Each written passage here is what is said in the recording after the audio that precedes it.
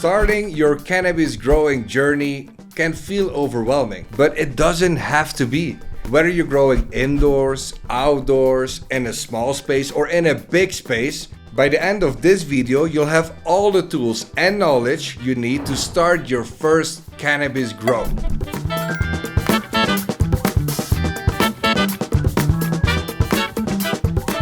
So grab a notebook and let's get started.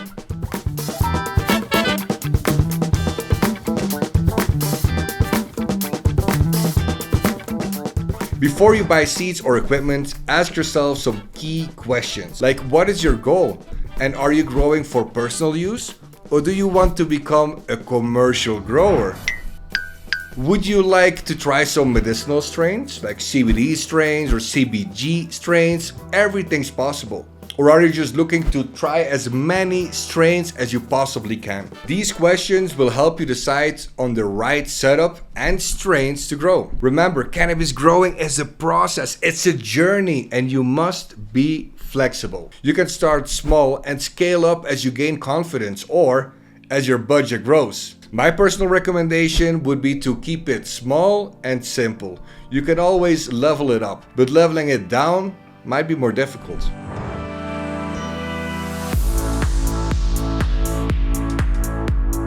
One of the first big decisions is choosing between indoor and outdoor growing. Each has its pros and its cons. And actually, I do both.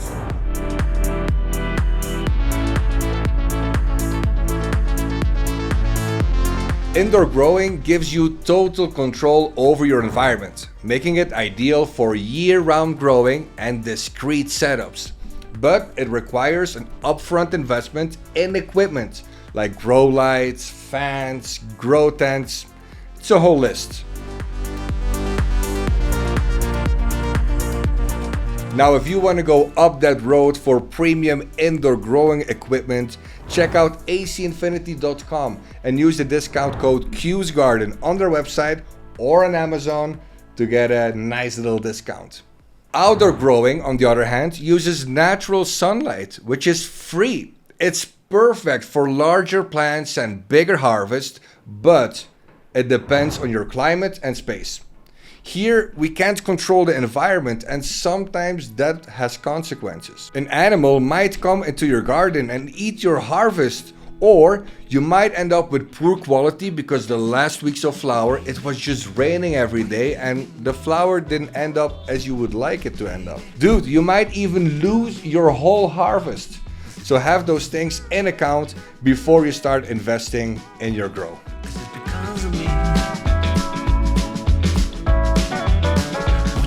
Before you get started with growing cannabis, you need to understand its life cycle.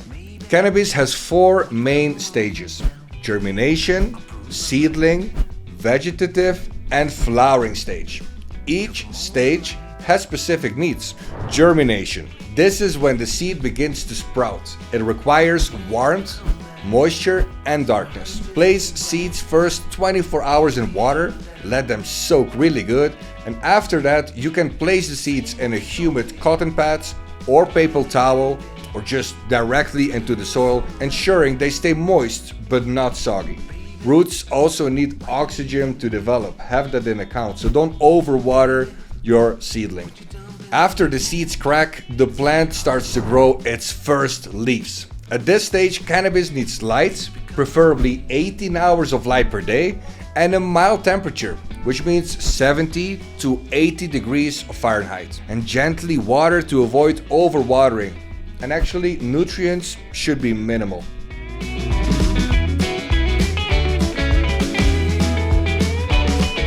Vegetative. In the veg phase, the plant focuses on growing strong roots, stems, and leaves. This stage is building the base for your flowers. Cannabis needs plenty of light, 18 hours a day or more, 85 degrees Fahrenheit, and nutrients high in nitrogen to support healthy growth. Flowering stage is when the plant begins to flower, usually after 12 hours of light and 12 hours of darkness. The nutrients should shift a little bit to a higher phosphorus and potassium ratio to promote bud development. And temperature should be slightly cooler. We want it to be between 65 to 80 degrees of Fahrenheit. And humidity should be reduced as well to avoid mold. Ideal humidity here would be between 45 to 55% of humidity.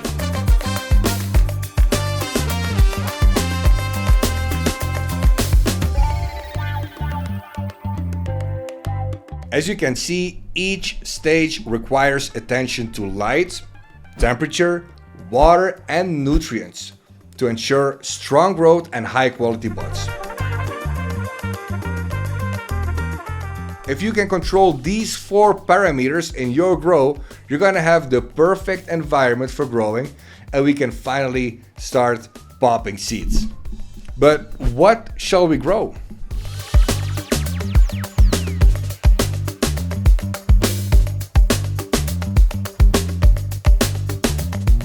Now, this part is one of the most important things you will decide for your grow, the genetics. So your strain of choice will depend on your goals and of course environment. In the beginning there were only indicas and sativas, and ruderalis. But nowadays everything is mixed, everything is hybrid, so you can't really call the strains sativa or indica, if you ask me. For beginners, I recommend starting with autoflower strains. They're easy to grow, they don't rely on light schedules, and have a shorter life cycle. You can grow autoflowers indoors and outdoors. The best would be to give them a lot of light or sun, 18 hours a day or more.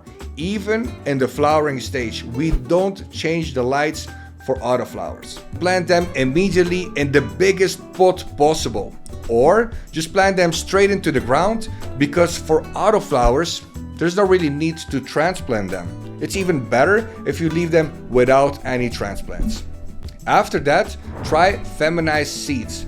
There are several benefits of using those type of seeds. First benefit is higher yield potential. Feminized photoperiod plants typically grow larger and produce more buds compared to autoflowers. Of course, they have a longer vegetative stage. This gives them more time to develop and produce higher yields. Another benefit is that you have control over the flowering period. With photoperiod seeds, you control the flowering cycle.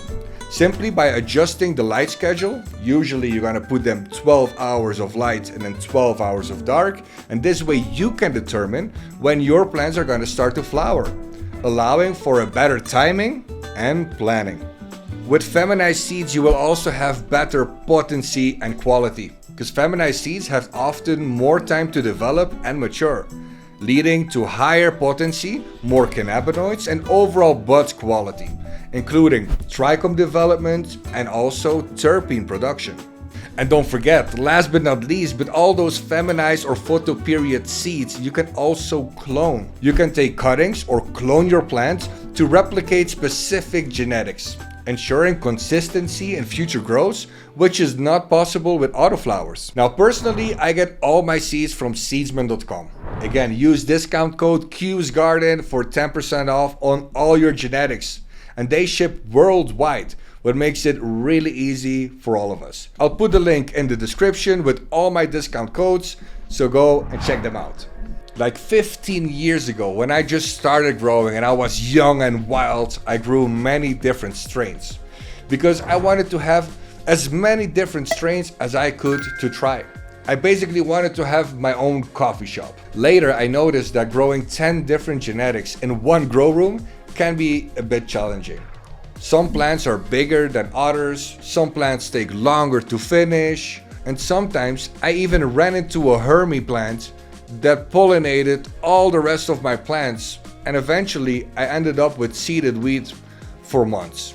After making many mistakes, I started to grow Critical from Royal Queen seeds. This genetic is easy to grow. It flowers fast, it's very resistant, and always produces a lot of flowers. Growing this genetic 4 or 5 times in a row really teach me more than any other grow. Sometimes it's good to do a couple runs of a certain strain or pheno and optimize your techniques and skill as a grower before hopping on that next hype strain that you have zero experience with. Practicing and repeating the process and making it better will teach you much more than just throwing different genetics every single time. So now finally, let's talk about setting up your grow space. Whether it's a spare closet or a full grow room, the principles are the same. You're gonna need light, air circulation, temperature, and humidity control. And of course, the right containers and soil. Let me give you some quick tips for every parameter to make sure that you can get started right away. So number 1, lights. Of course, use full spectrum lighting. Cannabis needs a full spectrum of lights. Outdoors, you want to put cannabis in the most sunny spot that you can find. Never put a cannabis plant in the shade or under a tree, because it will just not grow that well. For indoor grows, consider LED lights. They're much more energy efficient. Here at my grow, we've been using them all the time. For the last couple of years, we've been using Evo lights from AC Infinity. And I have to say, those are the best. If I wouldn't be happy with those lights, I wouldn't recommend them to you. Monitor your light distance. Keep lights at the right distance from your plants. Too close to the light can cause light burn. Too far can lead for stretchy or laggy plants. Typically, LED lights should be 12 to 24 inches from the canopy, depending on your wattage. Just check out the website and see what they recommend there. Just follow the instructions, or you can also use the phone app and double check the ppfd on your plant canopy. Number 2, air circulation. Tip number 1 is use fans for a proper airflow, because good airflow helps prevent mold, mildew, and pest buildup. Small oscillating fans can ensure that air circulates evenly around the plant. Tip 2. Exhaust fans or extractors for fresh air are key. If growing in a small enclosed space, use an exhaust fan to maintain a fresh air supply. But even in a greenhouse, you'll always find exhaust fans, and that is with a good reason. So make sure you have one of those. Parameter number 3 is temperature. Maintain optimal temperature range, which is going to be from 70 to 85 degrees of Fahrenheit. Make sure you have this temperature during the daytime and a slightly cooler temperature at night. Ideal would be from 65 to 75 degrees of Fahrenheit. Temperature that's going to be too high or too low can stress out your plants, affecting growth and of course the quality of your flower.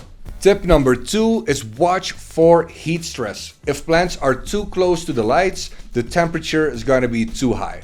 They'll show signs of heat stress, which is going to look like yellowing or curling leaves, and ensure proper ventilation. If needed, use air conditioning for a cool environment. Parameter number 4 is humidity control.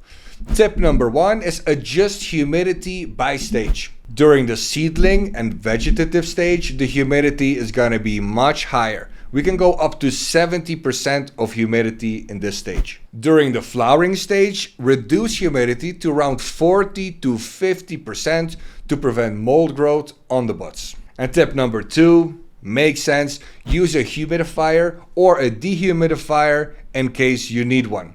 I know this costs a little bit more, but if you're gonna have mold in your flowers at the very end of the whole process, trust me, it feels so frustrating. So just get a dehumidifier in advance and make sure to keep that humidity low at the end of flowering stage. Parameter number 5 is gonna be the containers and soil. Choose the right containers and start seedlings in smaller pots. Like this one. Less than a liter, less than a gallon works more than well enough.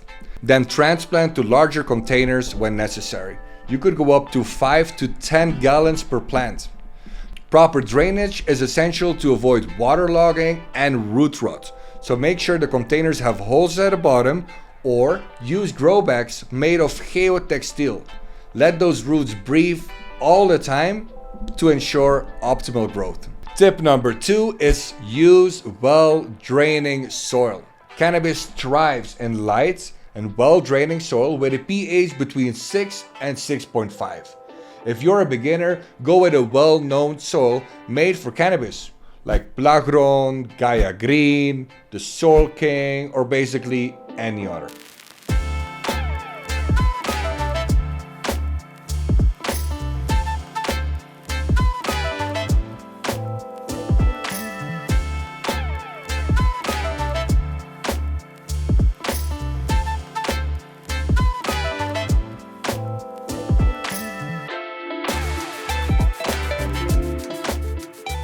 Caring for your plants is all about consistency.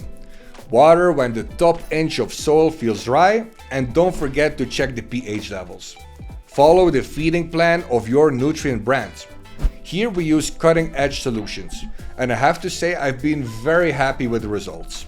But I'm convinced that any other brand like Kronk Nutrients, Athena, Advanced Nutrients, Kana, and many others will give similar results.